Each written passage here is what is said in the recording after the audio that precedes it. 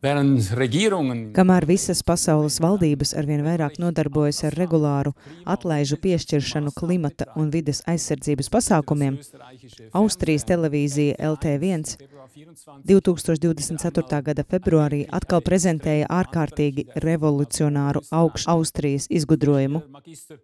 Inženieris, maģistrs, doktors Ulrichs Kubingers, notekūdeņu attīrīšanas uzņēmuma VTA dibinātājs, prezentēja pasaulē jaunumu. Tā hidroenerģijas prototips ražo 100% zaļo ūdeņradi. Ar 9 litriem notekūdeņu tas ļauj automašīnai nobraukt 200 kilometrus bez izplūdes gāzēm. Un vēl daudz vairāk. Mēs zinām, ka jūs varat apgādāt mazu pilsētu ar vidēja izmēra notekūdeņu attīrīšanas iekārtu. Tas nozīmē, ka mums ir enerģijas pārpilnība. Kubingers ir izstrādājis pasaulē unikālu nanotehnoloģiju, kas ļauj sadalīt ūdeni, ūdeņradī un skābeklī, neizmantojot nekādu enerģiju.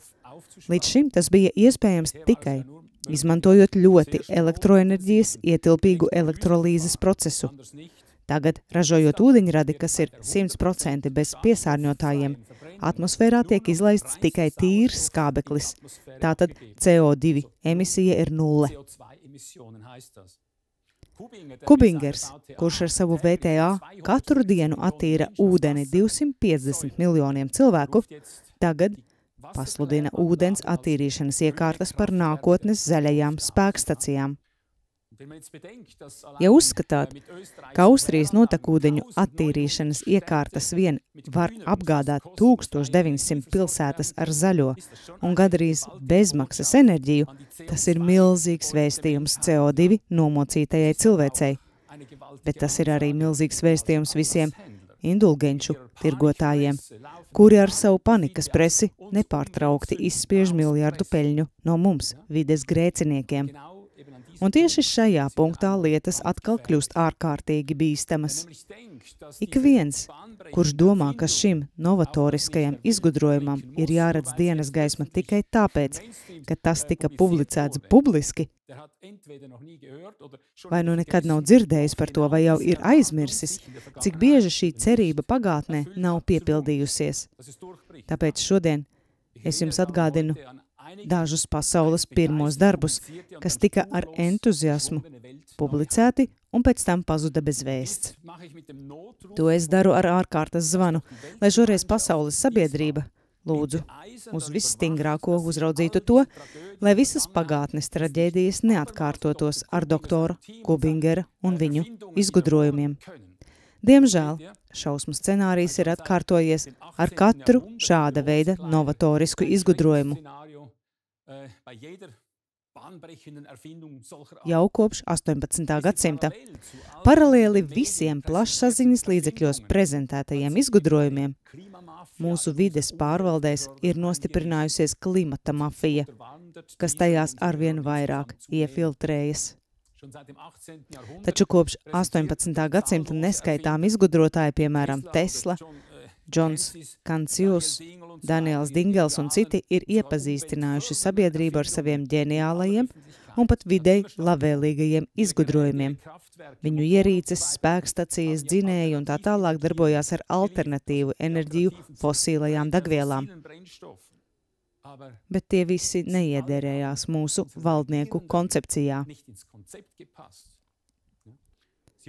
Viņus visus vajāja ēnu spēki, slepenie dienesti, enerģijas mafija un pat pašu valdības. Par to mēs šodien runājam. Tagad es nonāku jau pie piemēriem. Stanlijs Mejers strādāja NASA kosmosa programmā Gemini. Viņš sev patentēja 42 izgudrojumus. 1975. gadā, neilgi pēc mākslīgi pārspīlētās naftas krīzes, viņš izstrādāja ūdens dzinēju. ASV televīzijas dokumentālajā filmā Mejers Ohio štatā demonstrēja savu transporta līdzekli, kas pārvietojās tikai ar ūdeni. Šī sistēma bija tik gudri izstrādāta, ka pat ūdeni, kas izplūst izplūdes gāzu vietā, varēja izmantot atkārtoti.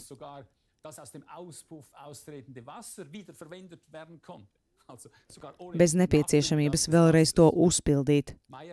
Meiers demonstrēja savu izgudrojumu augsta līmeņa zinātniskās inženiertehniskās kontroles komitejas priekšā, kas apliecināja, es citēšu, šis ir viens no svarīgākajiem gadsimta izgudrojumiem. Tad, pieaugot popularitātei, Meiers piesaistīja investorus, bet tajā pašā laikā arī juristu uzbrukumus. Meiers nomira 1998. gadā 57 gadu vecumā, tūlīt pēc vakariņām ar 2 beļģu investoriem. Viņa brālis Stefans Meiers liecināja, citēšu, Stenlijs iedzēra malku, dzēra viņu sulas un uzreiz pielika roku pie rīkles. Izskrēja pa durvīm, nokrita ceļos un spēcīgi vēma. Es skrēju līdzi ārā un jautāju, kas noticis. Stenlija atbilde mani šokēja. Es esmu saindēts. Citāta beigas. Neilgi pēc tam tika uzlausta Meiera māja un nozagts ar ūdeņraža šūnām darbināmais transportlīdzeklis. Mēdīji paziņoja, ka Meiers esot miris no smadzeņu aneirisma. Un līdz ar viņu nomira arī projekts par neatkarību no fosilā kurināmā. Tā tas notiek. Ogle, karburators. Arī 1970. gados viltus naftas krīzes vidū automehāniķis Toms Ogls no El Paso, Teksasā, izstrādāja Oglu karburatoru. Taču viņš vēlējās plašā mērogā iepazīstināt cilvēkus ar savu degvielas patēriņa efektivitātes revolūciju. Neilgi pēc tam, kad 24 gadus vecais Ogle atteicās pārdot savu patentu par $25 miljoniem, viņš mistiski nomira 1981. gadā. Lai gan šie patenti pastāv joprojām, viņa izgudrojumu ignorē visa auto industrija. CDF savā nedēļas apskata kinohronikā jau 1962. gadā prezentēja magnētisko motoru un 1989. gadā Audi 100. Kamēr šīs filmas vāca putekļus federālajos arhīvos, nezināmi spēki lika aizmirst arī patentus. Un tas, neskatoties uz to, ka Audi 100 tika nopietni pārbaudīts TÜV uzraudzībā. Vairāk nekā 4600 kilometrus garā testa maršrutā pa visu Eiropu tika pierādīts, ka tas patērē tikai 1,76 litrus dīzeļdegvielas uz 100 kilometriem. 1,76 litrus. Taču mūsu valdības daudz labāk iekasē pārmērīgos nodokļus vides un klimata aizsardzības vārdā, un proti par visiem kurināmajiem, par visu saražoto siltumenerģiju un gandrīz par visu, kas izdala CO2. Tagad nākam pie torija reaktora, kas attiecas uz karsti strīdīgo kodola enerģiju. Jau 1965. līdz 69. gadam torija reaktors tika veiksmīgi testēts 15,000 stundu darbā ar nosaukumu MSRE reaktors. Šāda veida reaktors nav lielāks par mikroautobusu, taču tā drošā enerģija var aizstāt milzīgu atomelektrostaciju. Un tomēr, pat šodien, vislabāk apmācītie kodolfiziķi un speciālisti ar doktora grādu kodolfizikā vai reaktoru tehnoloģijā ir pārsteigti. Lielākā daļa no viņiem, tāpat kā mēs visi, tikai nesen uzzināja, ka šāda tehnoloģija vispār ir iespējama un pastāv.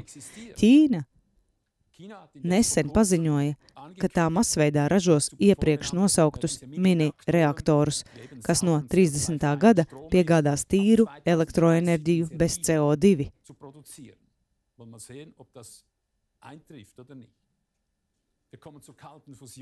Tagad iesim pie augstās fūzijas saplūšanas. Taču zinātniskā pasaule par augstās kodolsintēzes iespēju zina jau vismaz 35 gadus. Ķīmiķi Martins Fleišmans un Stanlijs Pons šokēja visu profesionālo pasauli jau 1989. gadā, jo tika teikts, ka viņi istabas temperatūrā izraisīja kodola reakciju. Līdz tam kodola sintēzi varēja iedomāties tikai zem spiediena, kas uz Zemes bija nesasniedzami augsts. Tam vajadzēja vismaz 150 miljonu grādu temperatūru, bet ar savu jauno procesu, ko viņi sauca par augsto kodola sintēzi, abi ķīmiķi norādīja uz nākotni, kurā enerģiju varēs ražot lēti, tīri un lielos daudzumos bez problēmām. Pēc tam, kad viņi kļuva par apspriestākajiem pētniekiem mūsdienu zinātnē, šie divi izcilie izgudrotāji tika arvien vairāk vajāti, līdz viņu finansiālie resursi bija izsmelti, viņu reputācija bija sagrauta un visi resursi tika sabarsti pīšļos. Pāri palika tikai ideja par augsto kodola sintēzi, tikai nepareizajās rokās. Ar manu šodienas runu es pieskaros tikai nelielam skaitam šādu pazaudēto izgudrojumu. Taču tā vietā, lai finansētu visus šos publiski dokumentētos superizgudrojumus, vadošo valstu koalīcija Pasaules bankas konferencē šobrīd plāno mūs apgrūtināt ar jaunu projektu. 2025. gada klimata konferencē tiks lemts par globālo klimata nodokli, kuram būtu jāienes miljardi klimata aizsardzībai. No 2025. gada globālajiem dienvidiem vien būs nepieciešami triljoni dolāru gadā CO2 samazināšanai un korekcijām. Lai uzturētu arvien jaunus karstuma rekordus, oficiālie krāpnieki vilto datus, izmantojot mērīšanas stacijas, kas gandrīz visas ir ierīkotas pilsētās. Starp betona blokiem, kur notiek grotesks patiesās temperatūras izkropļojums. Tas nav nekas jauns.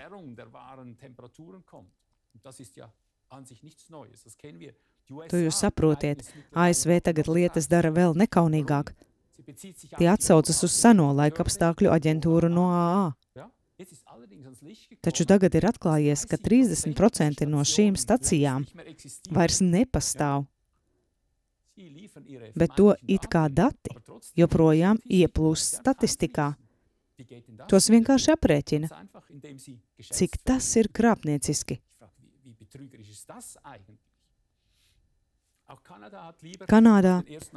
Arī Kanāda deva priekšroku CO2 nodokļu palielināšanai par 23% 2024. gada 1. aprīlī.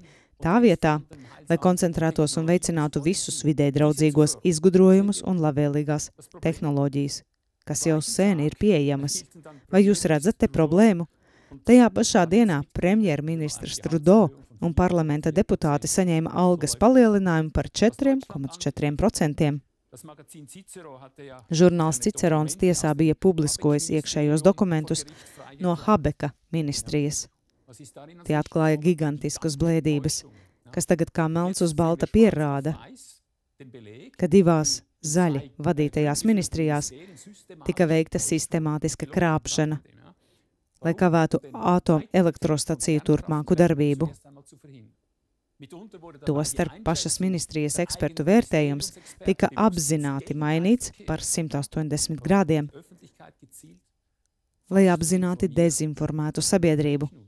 Tā ir dezinformācija, tas ir fake news, šādas darbības bija jāslēpj.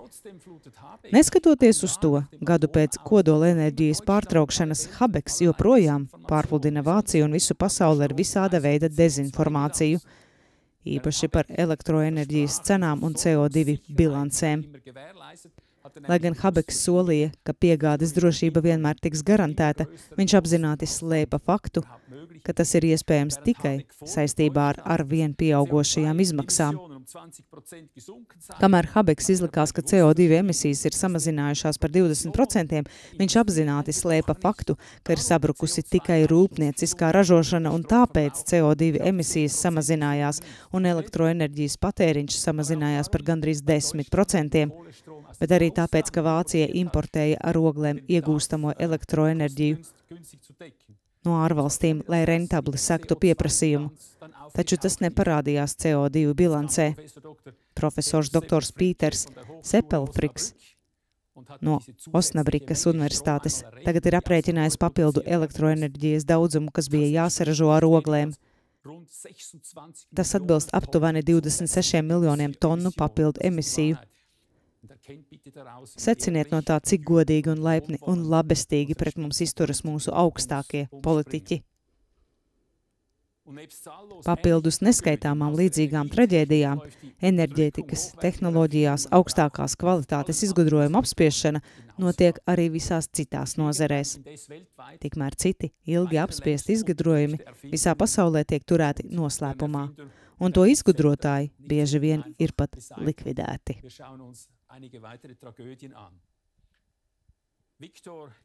Viktors Grebeņņikovs 19. gadsimta beigās izstrādāja lidojamu pretgravitācijas stāvplāksni, nedaudz lielāku par kāju ķebli, ar kuru viņš varēja lidot vairāk nekā 300 metru augstumā un ārkārtējos ātrumos, un tas it kā burbulī, bez jebkādiem parastajiem fiziskajiem efektiem.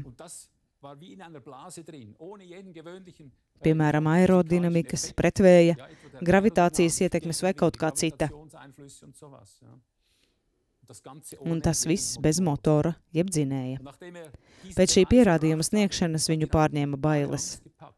No vienas puses, tāpēc, ka patentu birojs jau no pirmās stundas izturējās pret viņu ļauni, un pēkšņi viņam sāka uzbrukt visādi cilvēki.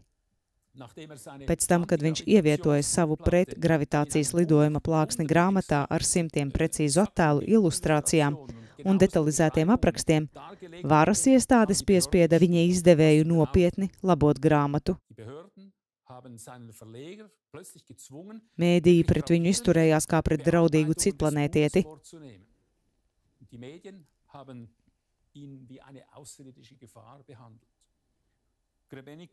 Grebeņņikovs nomira dziļā rezignācijā. Visam atmetis ar roku. Atpazīstiet te valdības viltīgo spēli. Arī Tomas T. Brauns 20. gadsimta sākumā izstrādāja pretgravitācijas ierīci. Pēc gadu desmitiem ilgām debatēm un aizraušanās un skepses izraisīšanu arī viņš tika izraidīts vientulībā. Acu liecinieki stāsta, ka CIA pārņēma viņa pētījumu un izdzēsa visu, kas bija pieejams sabiedrībai. Līdzīgi tam, kā viņi darīja ar daudziem citiem izgudrotājiem. Man šeit nav jāatkārto Nikola Teslas traģiskais stāsts. Tas ir pārāk labi zināms.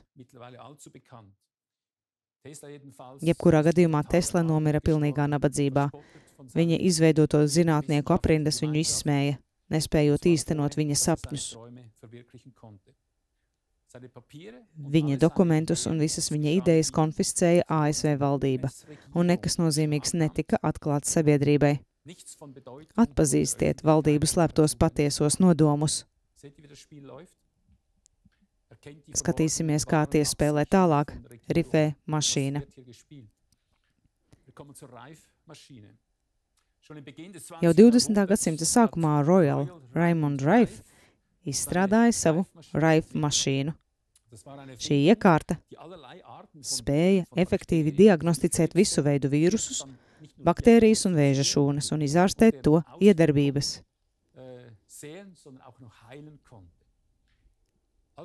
Viņa laboratorijas ziņojumi un aciliecinieki saka, ka nekaitējot cilvēka audiem, viņš vispirms izārstēja dzīvniekus un pēc tam cilvēkus no vēža. Rife uzstāja uz 100% panākumiem vēža ārstēšanā. Neskaitāmi izārstētie vēža pacienti apliecināja tieši to pašu. Neskatoties uz to, medicīnas profesionāļu sabiedrība un farmācijas ražotāji viņu nežēlīgi apstrīdēja un vajāja. Ironiski, ka tieši farma, kura jau vienmēr ir radījusi vairāk mirušos nekā izārstētos. Amerikas medicīnas asociācija, jeb saīsināti AMA, iesūdzēja Raifu tiesā, jo viņš praktizējot medicīnu bez licences. Pēc ilgstošām juridiskām cīņām Raifa laboratorijās tika veikta kratīšana, un viņa pētījumu dokumenti iznīcināti. Viņa atbalstītāji sacīja, ka medicīnas iestāde ir veikusi organizētus centienus diskreditēt un apspiest viņa darbu, ka to virzīja finansiālās intereses un viņu pašu augstais status, kas viņa prāt bija apdraudēts. Raifa dzīve pēc tiesas prāvas bija traģiska. Viņš dzīvoja noslēgti, un viņa veselība pasliktinājās.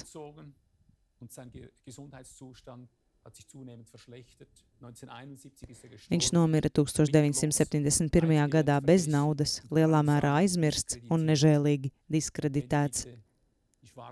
Atpazīstiet melno neredzamo roku, kas sniedzas līdz mums caur mūsu tā dēvētajām veselības iestādēm.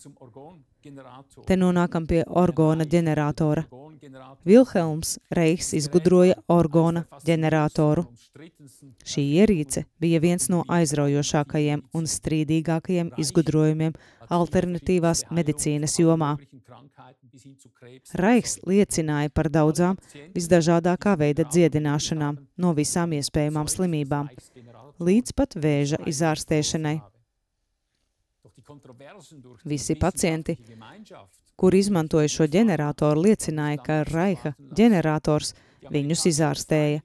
Taču zinātnieku aprindu un, protams, Big Pharmas pretdarbība nebija ilgi jāgaida. ASV pārtikas un zāļu pārvalde FDA sāka izmeklēšanu par Reicha darbību, jo īpaši par viņa atsauksmēm par orgona ģeneratora medicīniskajiem ieguvumiem. Un 1954. gadā FDA saņēma rīkojumu pret Reichu, pieprasot viņam pārtraukt savu rakstu un orgona ģeneratora izplatīšanu. Kad Reichs neievēroja šos rīkojumus, viņš tika arestēts un ieslodzīts. Dažādi juridiskie uzbrukumi bija īpaši satraucoši, jo Reichs strādāja bez maksas. Viņš neprasīja naudu par savu pacientu izārstēšanu.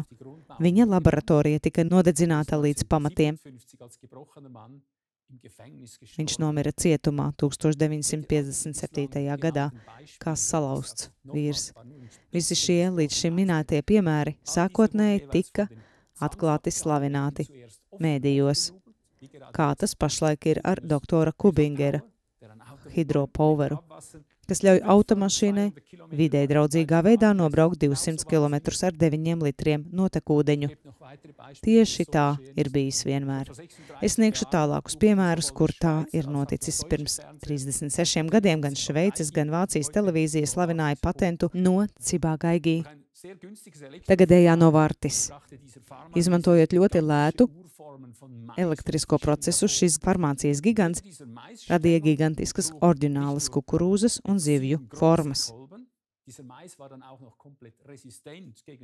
Uz katra no kukurūzas kātiem bija tikai 7 lielas vālītes. Šī kukurūza bija arī pilnīgi izturīga pret kaitēkļiem. Forele un lasis bija apmēram par 1/3 lielāki nekā mūsdienu zivis.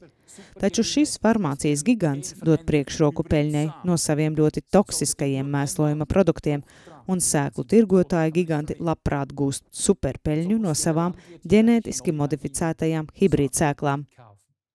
Tās ir sēklas, kas nes augļus tikai vienu reizi, un tad tās vairs nav pavairojamas. Un tāpēc katram zemniekam katru gadu no viņiem jāpērk jaunas sēklas. Pa 1992. gadā pārraidītās dokumentālās filmas, kas saviļņoja gan raidījumu vadītājus, gan visus vāciski runājošos skatītājus, pazuda SRF un SVR arhīvos, un mūsdienās vairs pat nav pieejamas. Tas vēlreiz parāda, kā sautīgi un nesaudzīgi farmācijas giganti izturas pret veselām tautām un arī valdības. Un tā mēs visu dienu varētu uzskaitīt vēl citus neticamus izgudrojumus, kuru esamība un to izgudrotāji ir kategoriski ievilkti dubļos. Piemēram, jau sen būtu iespējams apstādīt laukus ar kukurūzu, kuras augstums pārsniegtu 5 metrus un tomātu stādus ar 500 augļu ķermeņiem uz stāda.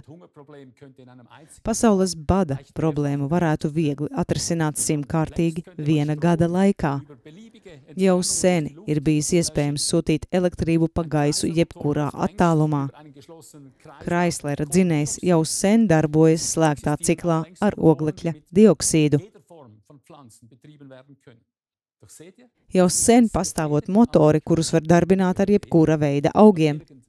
Taču tas neinteresē ne Amerikas vides aizsardzības aģentūru EPA, nevienu valdību, lai gan gandrīz visas par to jau sen zina. Viņi, redziet, dod priekšroku sava sēklu stāsta īstenošanai. Starp citu, tas ietver jaunās gēnu inženierijas liberalizāciju, sēklu patentu veicināšanu un papildu ierobežojumus tradicionālo sēklu bezmaksas izplatīšanai un attīstībai. Tas nozīmē, ka visas rūpniecisko sēklu alternatīvas tiek nobloķētas vai pat aizliegtas. Mūsu valdības labāk ar nagiem iekrampējas savās jaunajās klimata aizsardzības vadlīnijās.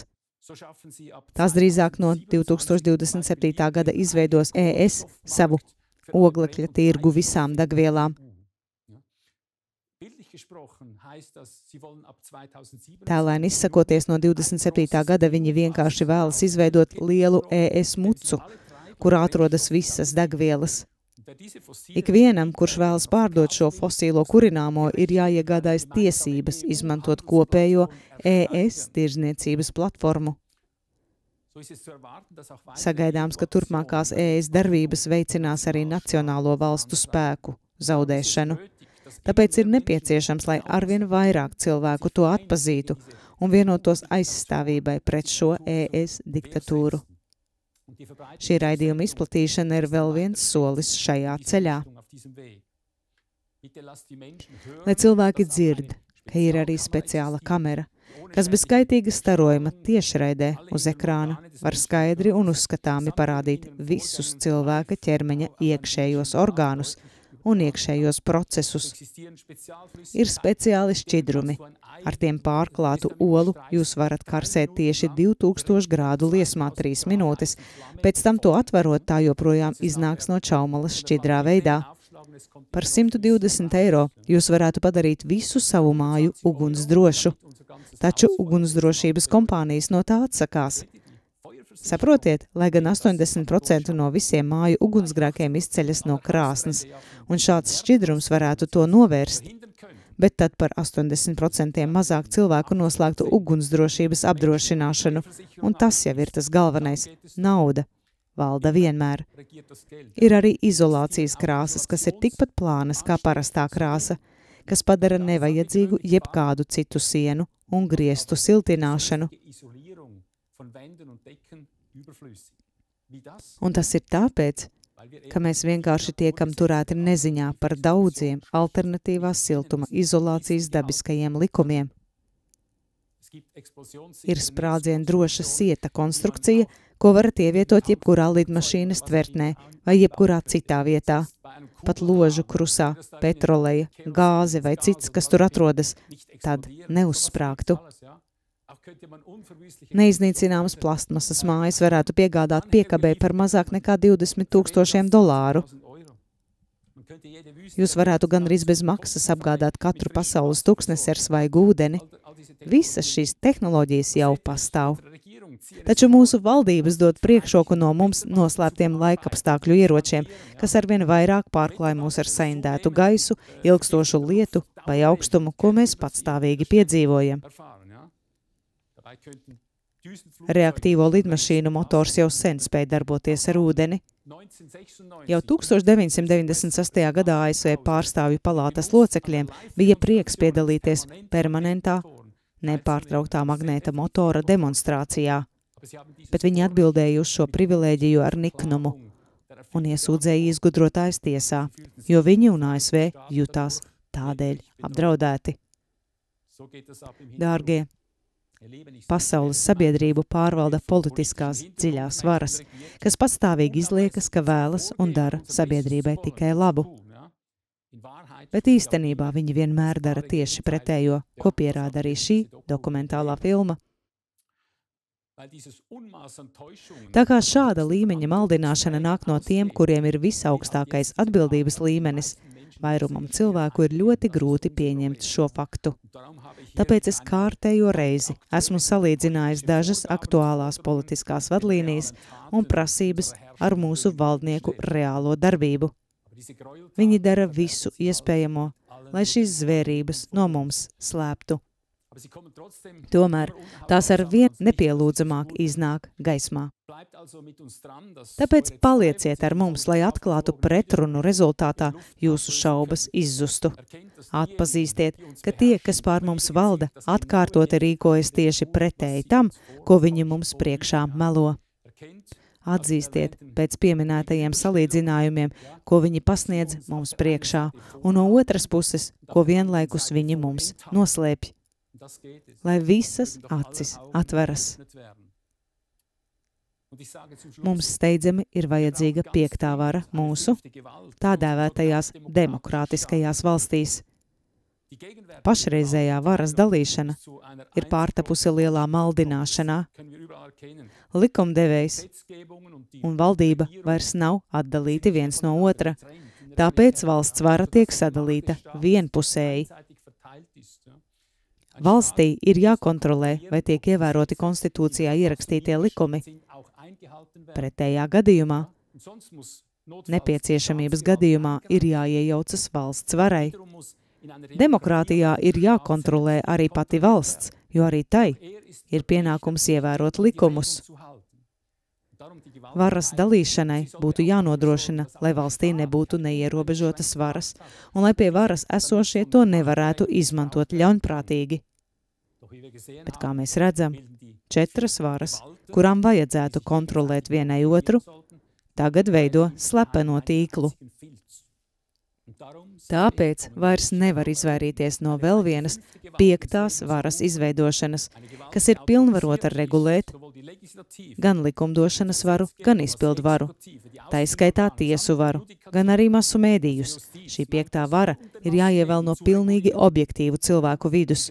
Viņiem ir jābūt gudriem un uzticīgiem cilvēkiem, kurus neapžilbina nekādi interešu konflikti.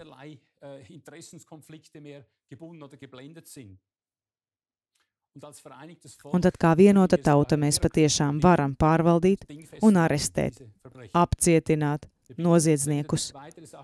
Citu noderīgu informāciju lūdzam nosūtīt jums uz Klāt TV. Kurš tieši ko novērš un aizkavē?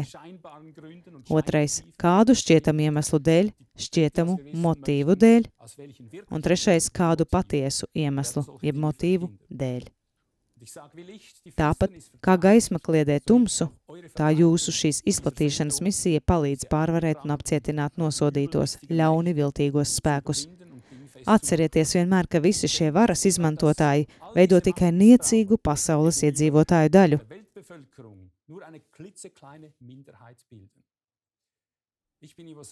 Es esmu Ivo Saseks, kurš jau 48 gadus dzīvoja Dieva priekšā.